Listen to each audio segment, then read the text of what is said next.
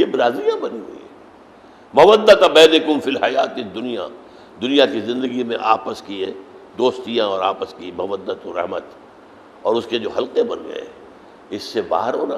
پھر مثال دی، میرے تو علم میں بھی نہیں تھی یہ بات، ان کی دی ہوئی مثال بتا رہا ہوں کہ مولانا انور شاہ کاشمیری رحمۃ اللہ علیہ کے اصل شاگرد رشید مولانا محمد چراغ تھے گجرانوالے والے، جن کا وہاں مدرسہ بھی اب تو فوت ہو چکے ہیں.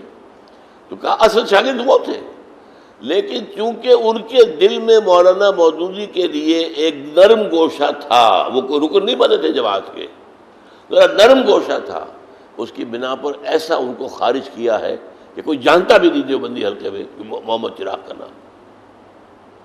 یہ ہے اصل میں یہ جو بن چکے ہیں یہ ان کے اپنے دائرے ہیں. ہم میں سے کوئی ہے یا نہیں ہے؟ ہم میں سے نہیں ہے، بات ختم. اور اس کی سب سے بڑی مثال کیا ہے؟ ابوالکلام کی پشت پر شیخ الہند موجود تھے. شیخ الہند کی تجویز تھی اسے امام الہند مانو، اس کے ہاتھ پر بیعت کرو، لیکن نہیں. خود ان کے ساتھی بھی شاید یہی سوچتے ہوں گے ہمارا شیخ جو ہے بڈھا ہو کر جو ہے سٹھیا گیا یا 17 ہو گیا، یہ کیا کہہ رہا ہے، کیونکہ وہ ہمیں سے تو نہیں تھا ابوالکلام. یہ ہے اصل میں ان کے اپنے دائرے ہیں، اپنے حلقے ہیں، اور مدرسے جو ہے وہ جاگیریں ہیں. کیونکہ معمولی بات نہیں ہوتی ہے، یہ بھی جاگیردار لوگ ہیں.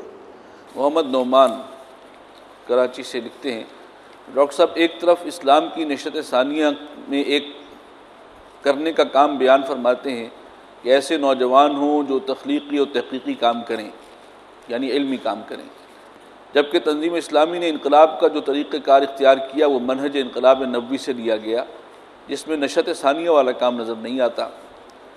اور تیسری طرف سورہ آل عمران آیات 102 تا 104 میں سے نکاتی لاہ عمل بیان کیا گیا. ان تینوں چیزوں کے درمیان تطبیق فرما دیجیے.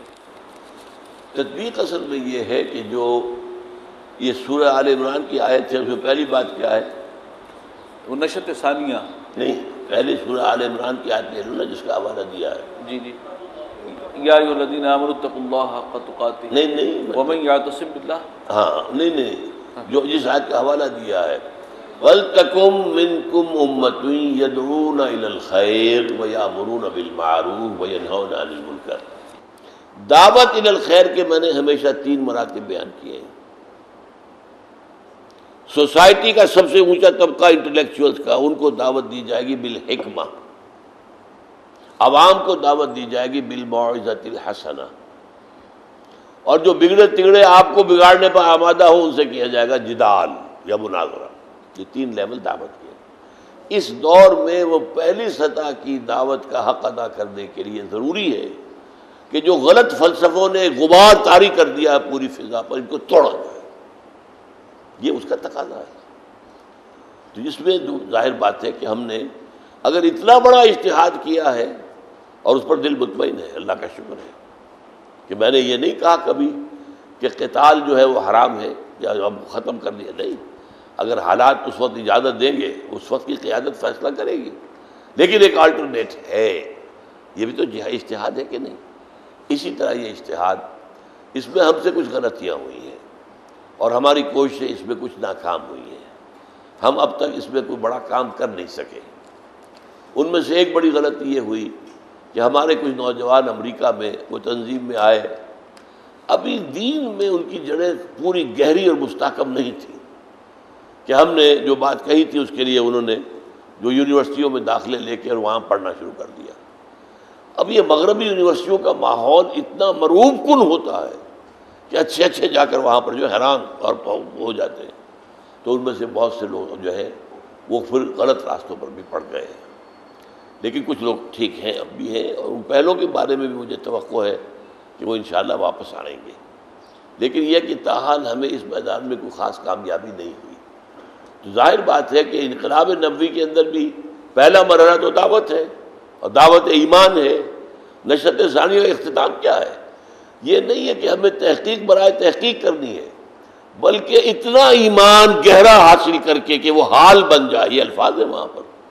اس کے بعد موجودہ فلسفوں کا جائزہ لینا ہوگا کہ اس میں سے حق کیا ہے، باطل کیا ہے. اس لیے کہ باطل محض کوئی نہیں ہے، ہر شے میں کوئی نہ کوئی حق کا پہلو موجود ہے. اگر ہم اسے ریجیکٹ کر دیں ٹوٹل تو اس کا حق بھی آپ نے چھوڑ دیا اور یہ آپ کا نقصان ہے۔ تو ان کا جو ایک روب پڑا ہوا ہے ان فلسفوں کا، اس روب کو ختم کرنا ضروری ہے تاکہ آپ کے لوگ جو ہیں وہ آپ کی بات سننے پر آمادہ ہوں کہ واقعتاً بھائی انہوں نے تو فلاں فلسفے کے طور پہ یہ کام کر دیا، فلاں فلسفے کے خلاف یہ کتاب لکھ دی ہے۔ یہ نہیں ہوگا کہ وہ مان دیں گے، وہ کبھی نہیں مانیں گے، لیکن آپ کے ہاں جو بھی انٹیلیجنسیا ہے اس پر جو روب طاری ہے ان کا وہ ختم ہو جائے گا۔ اور دوسرے یہ کہ آپ در حقیقت خود اپنے اس گہرے یقین اور ایمان کے اندر آپ میں بھی پختگی ہوگی اور انٹلیکچوئل طبقے تک آپ بات پہنچا سکیں گے۔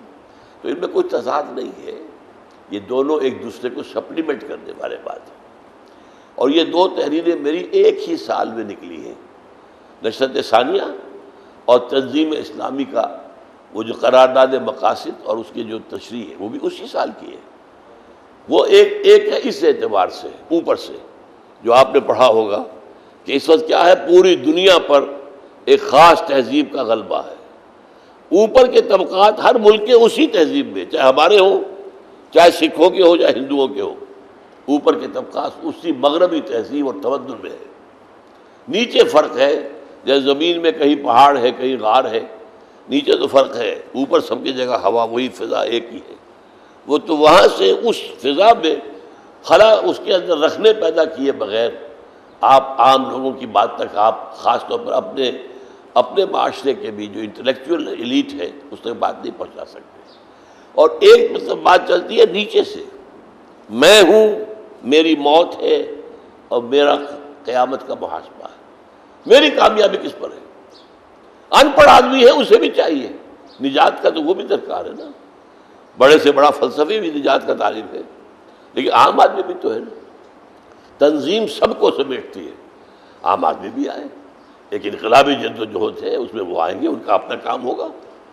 کیا پتہ ہے کہ وہ کارکن کو جو کسی جلسے کے لیے وہ دری بچھا رہا ہے وہ اس کا اجر اس سے زیادہ ہو جو وہاں کھڑا ہو کر تقریر کر رہا ہے، اس میں ہو سکتا ہے عجب پیدا ہو جائے، اسے خیال ہو میری تقریر کیا کہنے، رنگ بند گیا ہے، پتہ نہیں ایسا خیال آ جائے، اور آیا تو گئے، زیرو ہو گیا، سارا معاملہ جو ختم ہو گیا۔ ظاہر بات ہے اس میں امکان ہے ریا کا اور سمعہ کا، اس میں تو ہے ہی نہیں، یہ تو بڑا سیف ہے، دری بچھا رہے ہیں۔ یا پوسٹر لگایا کرتے تھے ہم جماعت اسلامی میں جب سے، اب ایک کارکن پوسٹر لگا رہا ہے، دریاں بچھا رہا ہے، اور ایک ہم جا کر جب تقریر کرنی ہوتی تھی تو جا کر بیٹھ جاتے تھے اچکن پہن کے اور پورے طریقے سے جیسے فٹ ہو جائے کسی جگہ پر آدمی، اور وہ اس کا امکان ہی نہیں تھا کہ ہم پہلے اس میں دری بچھانے میں بھی شریک ہوں، اور وہ تو نہیں ہے۔ لیکن کیا پتہ آپ کو اللہ کے ہاں جو ثواب میں اس کا زیادہ درجہ ہو۔ تو تنظیم اس لیول سے اٹھ رہی ہے نیچے سے، اور وہاں اس کا بیسک ایشو ہے نجات۔ ہمیں اپنی نجات کے لیے یہ فرائض دینی ہے، ان کی ادائیگی کرنی ہے۔ یہ ان پڑھ سے بھی ہے، پڑھے لکھے سے بھی ہے، یہ سب سے ہے۔ تو یہ دیکھیں یہ دونوں چیزیں جڑ جاتی ہیں۔ تنظیم کے دماغے میں بھی یہ ہے کہ ہمیں ایسے کام کرنے پڑیں گے، علمی اور تحقیقی ادارے بھی قائم کرنے ہوں گے، اور انجمن کا بھی کیا ہے اس کے اندر آخر میں آتا ہے کہ اس نشرت ثانیہ کے لیے اکیڈمیاں قائم کرنا کیسے ہوگا۔ ظاہر بات ہے کہ اس کے لیے فنڈز درکار ہوں گے، جب تک اس کے لیے ایک جماعت جو ہے جو لوگوں پر مشتمل ہو وہ نہیں ہوگی تو یہ کیسے ہوگی؟ یا تو حکومت کے فنڈز آ رہے ہوں تو آپ کو حکومت کی بات کرنی ہوگی، وہ ڈفلی بجانی ہوگی جو حکومت چاہے گی۔ اب آپ کو معلوم ہے جتنے تحقیقی ادارے ہوتے ہیں، ادارہ تحقیقات اسلامیہ فنڈز آتے ہیں ان کے، ثقافت اسلامیہ فنڈز ہیں ان کے، وہاں بیٹھے والوں کو یہ فکر تو نہیں ہوتی کہ ہمیں کہاں سے اب یہ پیسہ آئے گا۔ لیکن اگر ہمیں یہ کام کرنا ہے اور انڈیپینڈنٹ کرنا ہے، حکومت کے راگنی میں راگ تو نہیں اپنا ملانا، تو ہمیں تو اس کے لیے باہر ظاہر بات ہے کہ پیسوں کی ضرورت ہوگی۔ تو ایک ایسا حلقہ جو کہ عام لوگوں کا ہو، جو وہ کام تو نہیں کر سکتے پیسے دے سکتے ہیں، تو اس طریقے سے یہ دونوں چیزیں آپس میں فٹ بیٹھتی ہیں۔